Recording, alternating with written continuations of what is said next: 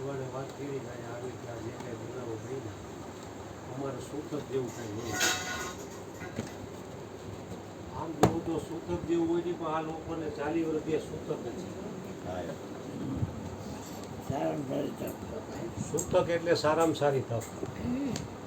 લૌકિક બાબતમાં સૂતક એટલે કે દીવાબત્તી ન થાય, હોગિયા મોઢા લઈને કાળા હાડલા પહેરીને આટા મારે. સૂતકનો અર્થ થઈ જાય સારામાં સારી તક. એટલે મનુષ્ય દેહ મળ્યો એ જ મોટામાં મોટી સૂતક છે.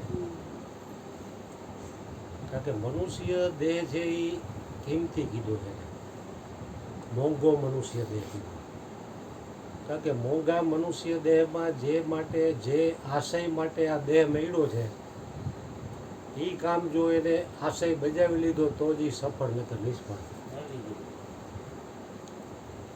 કારણ કે મોટે ભાગે છે ને મન છે ને, મન અસ્થિર હોવાના કારણે એમાં સિદ્ધ નથી થવા દેતું. બેને વાત કરી ને મન તો ઠેકાણ હોવું જોઈએ ને. કારણ કે ઉપદેશમાં બેઠા હોય ત્યારે વ્યક્તિ શરીરથી આવ્યો હોય, મન બીજે હોય, એટલે તો શબ્દ ઉપર લક્ષ નથી રહેતું. મોટા ભાગે એવું બને છે કે તન મન ધન તમે આપી દેજો, મારા શબ્દ ઉપર ધ્યાન રાખજો, છતાંય વિસ્મૃતિ થઈ જાય છે ને. કારણ કે કોઈ પણ વ્યક્તિ શરીરથી ક્યાં છે એ મહત્વનું નથી, એનું મન ક્યાં છે.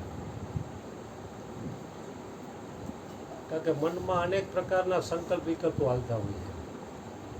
એટલે સત્સંગમાં બેઠા હોય તો એ તમારા ઉપરથી હોય. કારણ કે મન બીજે હોય, એનું ચિંતન થતું હોય, તમે ત્યાં છો, શરીર આવે છે તો મન બીજે. એટલે જ મહાપુરુષોએ કીધું કે મન સમજાવે તે નર ખોટા. કારણ કે સમજાવવાની વાત મનને જ છે. કારણ કે મનને કબજે કર્યા પછી જ આ વાત સમજાય એમ છે. જ્યાં સુધી મન અસ્થિર રહી છે ત્યાં સુધી વાત સાંભળવાની રહે.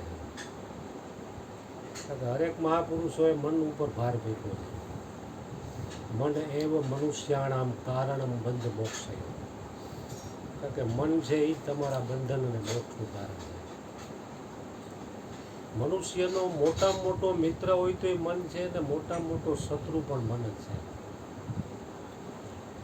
તો એ જ મન તમારું વિષયો તરફ ગયું ને તો 84 લાખ જન્મોની યોની તૈયાર કરી દે.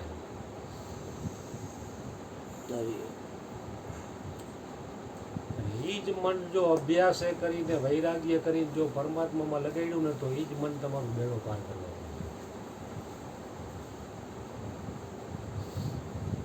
કે મન સ્થિર કરવા માટે મોટામાં મોટો આધાર સત્સંગ છે. સત્સંગ વગર મન નિર્મળ અને સ્થિર નહીં થાય, ગમે એટલા ઉપાય કરી દે. કે મોટે ભાગે બહાર ભમાવામાં મન જ છે. માણસ બેઠો હોય તો એ મનમાં વિચાર આવે એટલે ભાગે. હમણાં ઓલા આશ્વીને મને કીધું આ પાંજરાપોળ કાંઈ ભજન છે, હું ત્યાં જાઉં અશોકને કંઈક નહીં થાય. એટલે મન સત્સંગથી સ્થિર થાય. સત્સંગથી 2 ઘડીમાં મુક્તિ, એમ કીધું મહાપુરુષ. એટલે આ મનને સ્થિર કરવા માટે સત્સંગ છે ને એ શ્રેષ્ઠ સાધન છે.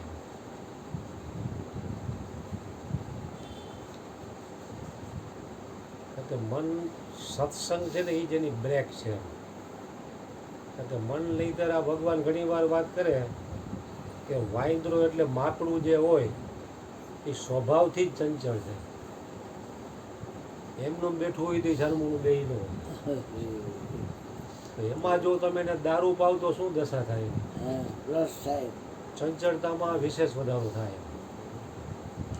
મનથી સ્વભાવથી જ ચંચળ છે, એમાં એને 5 વિષયો રૂપી દારૂ પીડે રાખે એટલે ચંચળતામાં વધારો થવાનો. સત્સંગથી જ મન બ્રેક થાય. અને આયા ગુરુની કૃપાથી 40 વર્ષ ત્યાં સૂતક છે, સારામાં સારી તક. મનુષ્ય જન્મ મળ્યો એ મોટા મોટી સૂતક છે. અર્જુન બાપાની વાણીમાં કીધું, આ અવસર છે હરી મળવાનો, ફેર મિલન નહીં આવ્યો રે. કારણ કે આ મનુષ્ય જન્મ એ જ મોટા મોટો અવસર છે, સૂતક છે. કારણ કે અત્યારે જો આશય બજાવવા માટે જે શરીર પડ્યું છે એ અત્યારે નહીં કરીએ કે પછી ક્યારે કરશું? તો મોટે ભાગે મનુષ્ય છે ને આજનું કામ કાલ ઉપર છોડતું છે, પછી કરશું ને. કારણ કે આપણું તો અત્યારે કડીકાળમાં 50-60 વર્ષ 100 વર્ષનું આયુષ્ય. હવે રાવણને 14 ચોકડીનું રાજ્ય હતું તો એને જે કામ કરવાનું હતું એ ન કરી. 14 ચોકડી એટલે સતયુગ, ત્રેતા, દ્વાપર અને કળિયુગ. લાખો વર્ષો જાય ત્યારે એક ચોકડી જાય. એવું 14 ચોકડીનું રાજ્ય હતું તો એ રાવણને જે કામ કરવાનું હતું એ ન કરી. તો આપણી પાસે તો અલ્પ આયુષ્ય છે તો આપણે શું કરી લેવું?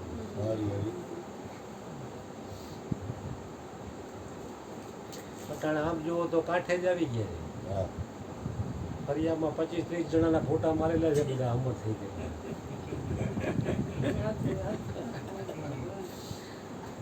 હમણાં એમ નથી એટલે બાપુ છતાંય મનુષ્ય અલ્પ આયુષ્ય હોવા છતાં આજનું કામ કાલ કરશું એવું મારા કરે. કારણ કે એના મૂળમાં છે ને આળસ છે. આળસ છે ને એ મનુષ્યનો મોટામાં મોટો શત્રુ છે. આળસ છે એ મનુષ્યનો મોટામાં મોટો શત્રુ છે. બહારના શત્રુ તો હજી હારા, કંઈ ભેગા થાય ત્યારે તમારે કાંઈ બોલાચાલી, માથાકૂટ કે ઝપાઝપી થાય. પણ આળસ તો આપણો 24 કલાક ભેગો છે.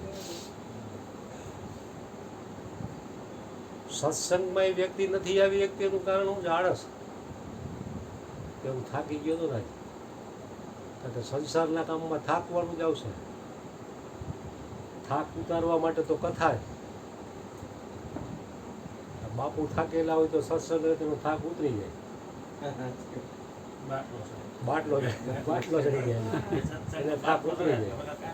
એટલે થાક ઉતારવા માટેનું આ સાધન છે ને વ્યક્તિ આમાં થાકેલો હોય એટલે નથી આવતો.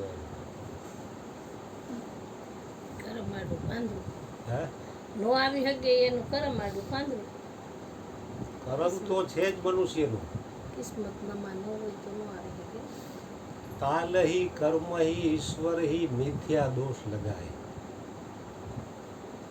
કાળ એટલે અમને ભગવાને સમય ન આવ્યો. ભજન તો કરવું હતું પણ સમય ન આવ્યો. કર્મ કે અમારા કર્મ એવા અમે ન કરી દીધા.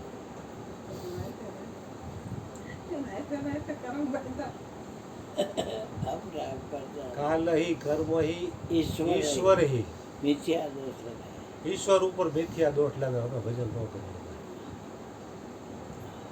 કોઈ પણ સરકારી ખાતામાં કોઈ પણ અધિકારીને મૂકે ને, કમિશનર કે કલેક્ટરને, તો એ પૂરેપૂરો પાવરફુલ બધી પરીક્ષામાંથી પાસ થયેલો હોય ત્યાં જ મૂકે.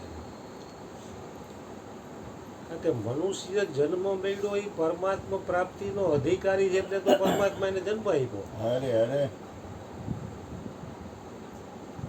લૌકિક બાબતમાં એ ડિગ્રી વગર કલેક્ટર કે કમિશનર કે કોઈ ઓફિસર નથી બની શકતું. પટ્ટાવાળો બનવું હોય તો ડિગ્રી જોઈએ. તો તમને 84 લાખ યોનિઓમાંથી ભટકતા મનુષ્ય જન્મ આપ્યો એ જ મોટામાં મોટું પ્રમાણપત્ર છે કે આ પરમાત્મા પ્રાપ્તિ કરવા માટે આ મનુષ્ય જન્મ સક્ષમ છે એટલે આપ્યો છે. છતાંય આપણે જો ન કરી શકીએ તો એ આપણી મૂર્ખાવી. જે વ્યક્તિ જે ડાળ ઉપર બેઠો એ ડાળ જ કાપે તો એને કોણ રોકે? કોઈ પણ વ્યક્તિને આપઘાત કરવો હોય તો એને ટાઈમ મળી જ જવાનો, તમે રોકી ન શકો. પોતાનું કલ્યાણ કરવામાં એ વ્યક્તિ સ્વતંત્ર છે અને પતન કરવામાં સ્વતંત્ર છે. હરેક વ્યક્તિ એમાં એને કોઈ રોકી શકે એમ નથી. હરેક વ્યક્તિ સ્વતંત્ર છે. જે જે મહાપુરુષો થઈ ગયા એને આપણી જેમ પંચભૂતનું શરીર ખાતા પીતા હોતા હતા એ હોતે, છતાં એને મનુષ્ય જન્મનો આશય બજાવી લીધો. તો એના તો આપણે ભેગા થઈને ગુણગાન ગાય છે. ગંગા સતીએ પણ કીધું કે સૂક્ષ્મ ખાવું, સૂક્ષ્મ સૂવું અને સૂક્ષ્મ કરવો વ્યવહાર. તો આપણે આ બધું એટલું બધું ડેવલપ કરી નાખ્યું છે કે એમાંય આપણે પહોંચી નથી શકતા.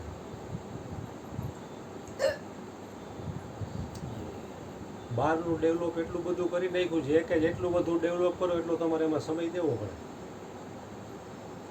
જરૂર નથી ને કરી નાખ્યું. ખાવા જોઈએ કેટલું? અત્યારે તો કોઈ વ્યક્તિ ધંધો ન કરે તો હાલે આ બાપુ રોજ રાતે 12 વાગ્યા પછી જમાડે. સત્સંગમાં આવડે રાતે જમવાનું તમને મળી જાય. કારણ કે ઈચ્છા અને વાસનાઓ છે ને એ વ્યક્તિને બિનજરૂરી ભેગું કરવામાં પોતાનો સમય ખર્ચી નાખે.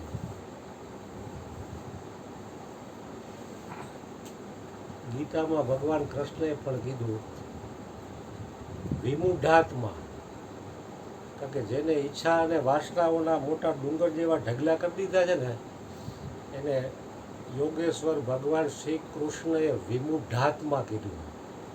વિમૂઢાત્મા એટલે વીઆઈપી કોટાનો મૂર્ખ, સામાન્ય મૂર્ખ નહીં, વીઆઈપી કોટાનો મૂર્ખ.